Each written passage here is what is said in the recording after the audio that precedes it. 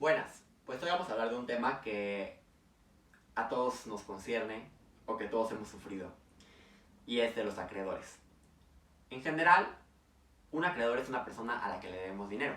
Puede no ser solo dinero, hay otro tipo de prestaciones de las que podemos ser deudores, pero simplificamos dinero. Es decir, es el contrario justamente a un deudor.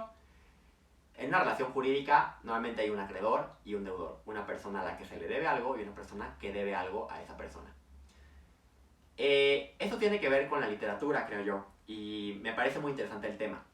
Hace poco platicaba con mi amigo Pedro, que espero tener aquí muy pronto, sobre el impacto que ha tenido la formación como abogado en muchos literatos mexicanos. Y así como platicábamos de eso, que ya ahondaremos más en otro programa de este canal, así también creo que en la literatura ha tenido mucho que ver las deudas. Las deudas no solamente cuando se narran en las novelas, sino para los propios escritores. Hay un concepto francés que me encanta, que la primera vez que lo escuché con referencia a Balzac, que se llama littérature alimentaire, es decir, una literatura alimentaria. Y se refiere a escribir para comer. Balzac mismo, y otros estudiosos de Balzac también, han hablado de cómo él sufrió este fenómeno. Es decir, como muchas veces tuvo que escribir, y por eso se dice que su producción literaria fue tan amplia. Tiene casi 90 novelas, si no estoy equivocado, y fue precisamente porque le pagaban por novela y pues tenía que escribir a veces muchas más de las que él habría querido. ¿En qué sentido? A lo mejor pudo haber hecho la mitad de novelas en un año, haberle dedicado el doble del tiempo y pues que fueran mejores novelas. Aunque bueno, no es que haya escrito malas novelas Balzac. Entonces, esta literatura alimentaire se encuentra muy presente en sus obras. Balzac es un escritor que les recomiendo mucho. Hay muchísimos libros que podría recomendarles. Una buena parte de sus libros en conjunto se les llama la comédie humaine, la comedia humana, justamente porque Balzac intentó, aunque es una tarea titánica, lo hizo bastante bien, o humanamente bastante bien, reflejar todos los tipos de caracteres humanos y todos los tipos de personalidades humanas a través de sus obras. Tres que les puedo recomendar: El Padre Goriot, El Père Goriot, Eugénie Grandet, Eugenia Grandet, o La peau de chagrin, La piel de zapa en español. Le Père Goriot habla de una historia casi no común, que casi nadie ha escuchado, de un padre que vive prácticamente en la miseria, con tal de que sus hijas parezcan ricas. Y ya verán toda la historia de ingratitud que hay detrás. Me parece una novela fenomenal. Eugénie Grandet habla del contraste entre los ricos de pueblo y los ricos de ciudad. Eugénie Grandet es la rica de pueblo. Y ya verán cómo piensa la gente de este pueblo, la riqueza, cómo no la entiende a cabalidad. Y La peau de chagrin habla de un típico mito humano, que es alguien que encuentra una piel de zapa que es mágica y le permite cumplir cualquier deseo, pero a costa de su salud física. Un poco esta idea de vender el alma por la ambición del absoluto.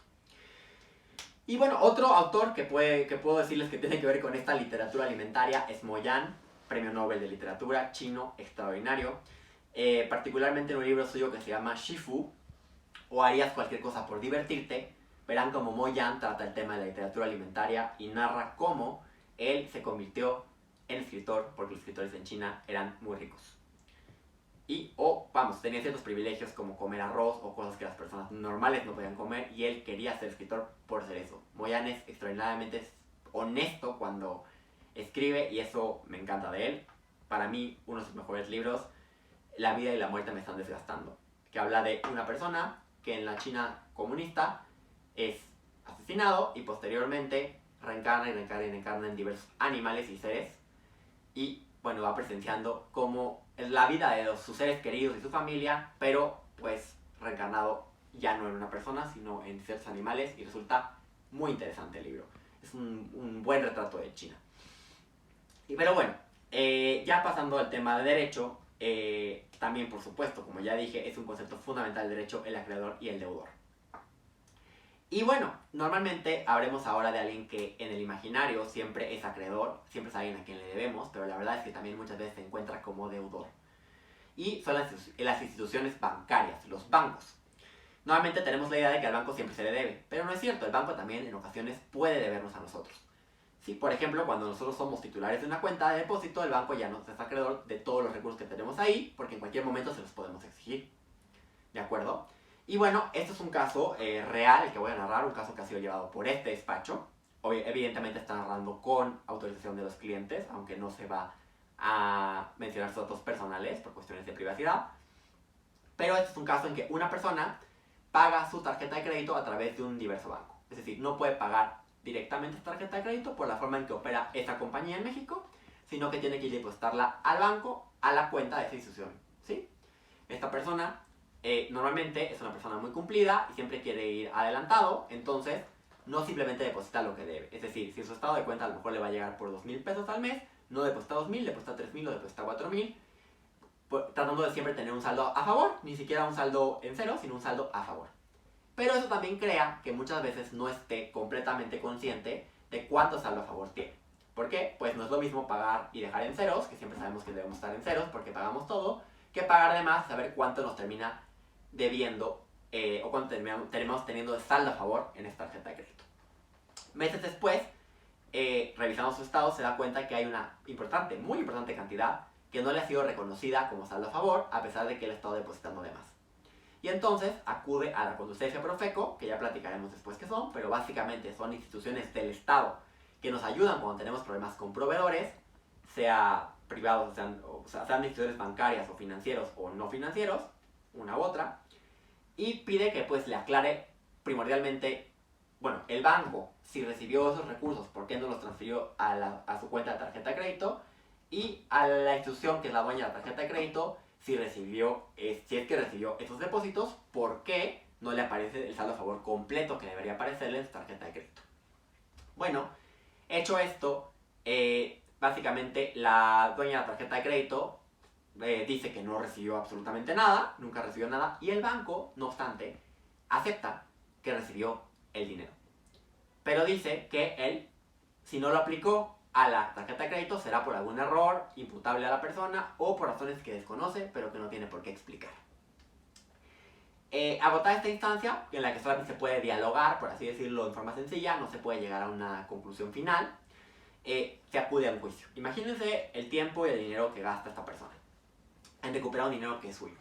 Se acude a juicio, en el juicio se acredita plenamente que el banco efectivamente recibió los recursos, o más bien nosotros decimos, oye, pues aquí están los tickets de depósito, yo no sé qué hizo el banco con él. El banco no acredita ni explica si dice, sí recibí los depósitos, pero no sé qué pasó con ellos. Básicamente con ese nivel de cinismo. Y la institución dueña de la tarjeta dice, pues yo no los recibí, ¿qué puedo hacer? Yo no los puedo tener por aplicados si no los recibí. Entonces se condena por el juez a que el banco restituya los recursos. No obstante, hay un tema.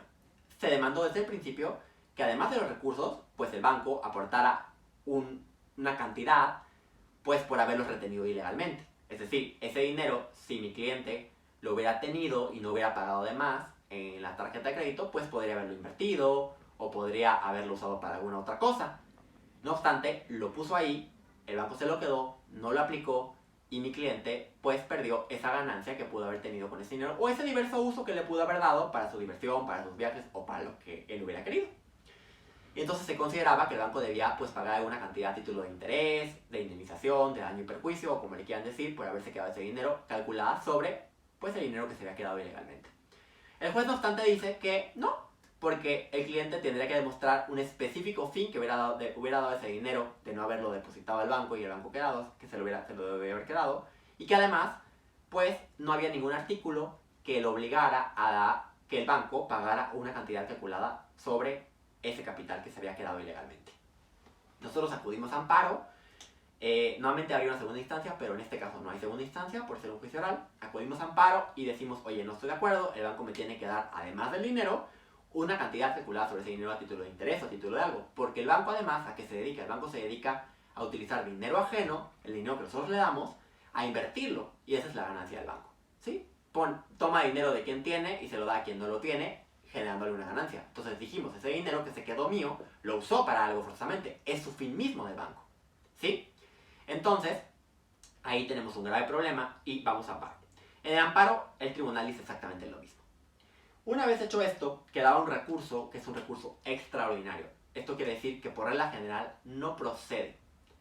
Es decir, que ni siquiera se tiene que admitir a estudio. Ya no estamos diciendo que nos den la razón, sino admitir a estudio, porque por regla general, una vez que algo llega a amparo directo con un tribunal colegiado, ahí se acabó el asunto.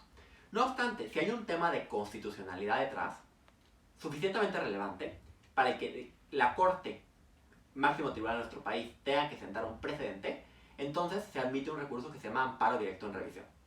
Presentamos un amparo directo en revisión y planteamos que constitucional, desde el amparo se planteó esto, pero se repite en el recurso, que el tribunal colegiado está ignorando dos obligaciones constitucionales fundamentales.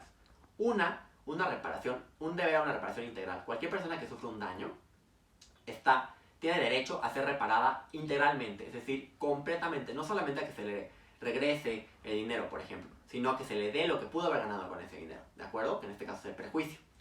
Y además, no está ignorando un tema de la desigualdad que hay entre bancos y personas. Imagínense que mi cliente no fuera lo suficientemente, como lo es, suficientemente dedicado con sus cosas y no hubiera revisado sus estados. Jamás se habría dado cuenta de esa cantidad tan importante que el banco se estaba quedando ilegalmente. El banco, en cambio, tiene toda la información. Inmediatamente puede saber transacciones que hizo, que no hizo. Tiene un sistema, tiene una cantidad de gente impresionante trabajando para él. Y eso crea una desigualdad, ¿sí? Entre un consumidor y un proveedor. En bancos normalmente se llama distinto, se llama un usuario y un prestador de servicios financieros, pero la idea es la misma, es un consumidor finalmente.